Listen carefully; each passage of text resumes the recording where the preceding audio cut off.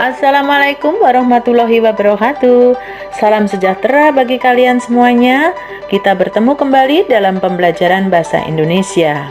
Enaknya makan keripik pisang, teh hangat dengan krimer menjadi teman. Hai pemuda, era industri 4.0 telah datang, bekali dirimu dengan ilmu dan iman. Baiklah anak-anak, pada pertemuan kali ini kita akan belajar tentang teks eksposisi. Baiklah anak-anak, sebelum mengawali pembelajaran, silakan kalian berdoa terlebih dahulu. Pada hari ini kita akan membahas tentang mengenali unsur-unsur teks eksposisi. Beberapa materi yang akan kita bahas berhubungan dengan unsur-unsur teks eksposisi tersebut adalah: pertama, gagasan dan fakta dalam teks eksposisi.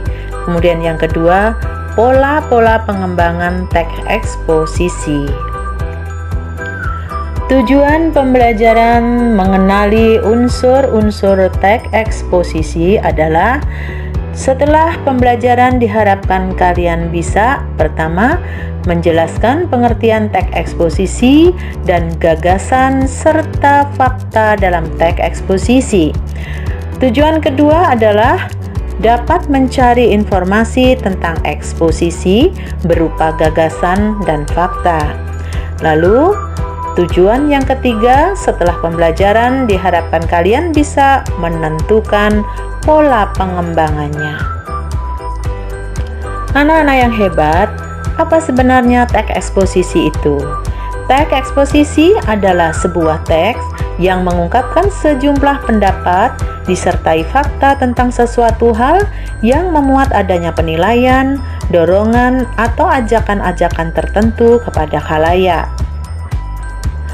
Selanjutnya adalah gagasan dan fakta. Gagasan adalah ide atau pendapat yang isinya berupa pernyataan. Pernyataan itu bisa berupa komentar, penilaian, saran, dorongan, atau bujukan.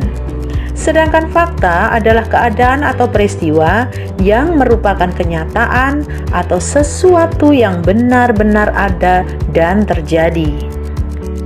Selanjutnya mari kita bahas tentang pola-pola pengembangan teks eksposisi. Sebenarnya ada beberapa pola pengembangan teks, baik itu teks eksposisi maupun jenis teks yang lain.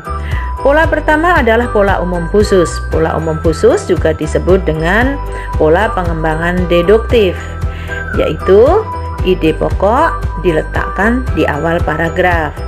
Kemudian bentuk yang kedua adalah pola khusus umum atau disebut juga dengan pola induktif.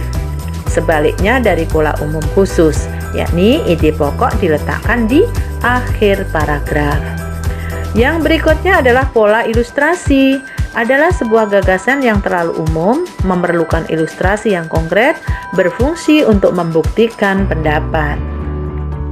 Kemudian pola perbandingan.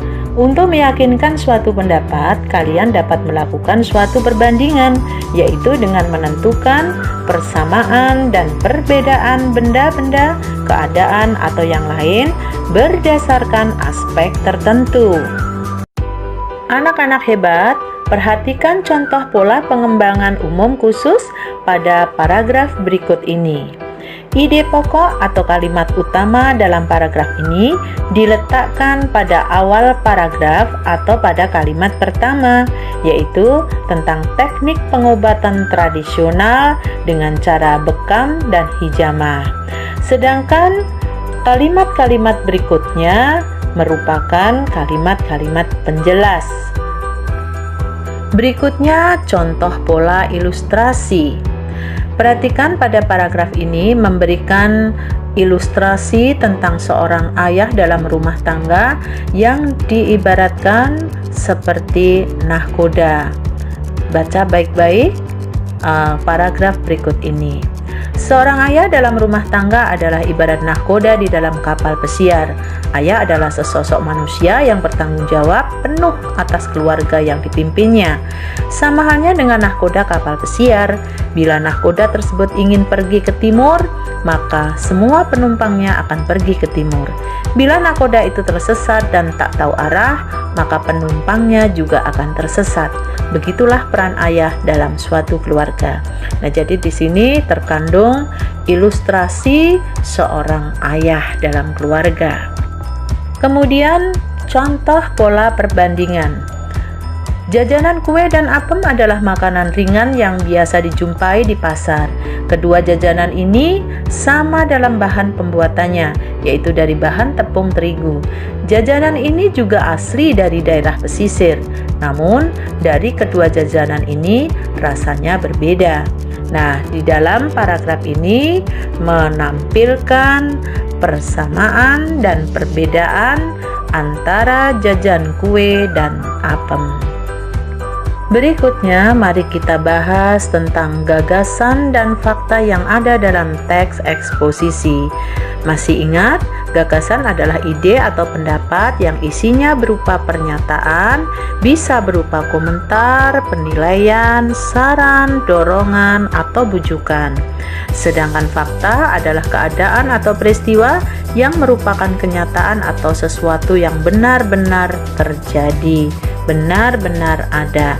Nah, perhatikan pada teks berikut ini.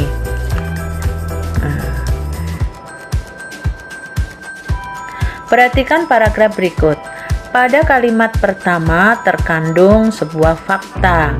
Fakta berbunyi, bekam dan hijama adalah sebuah teknik pengobatan tradisional yang dilakukan dengan mengeluarkan darah kotor melalui kulit.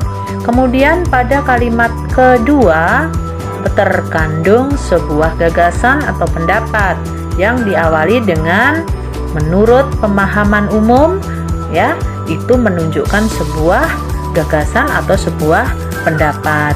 Menurut pemahaman umum, sebenarnya bekam dan hijamah ini berfungsi sebagai pembuang darah yang kotor dan rusak, dan seterusnya. Nah, anak-anak hebat, selesai sudah pembelajaran tentang mengenali unsur-unsur teks eksposisi. Sampai jumpa pada pembelajaran berikutnya. Sukses untuk kalian. Wassalamualaikum warahmatullahi wabarakatuh.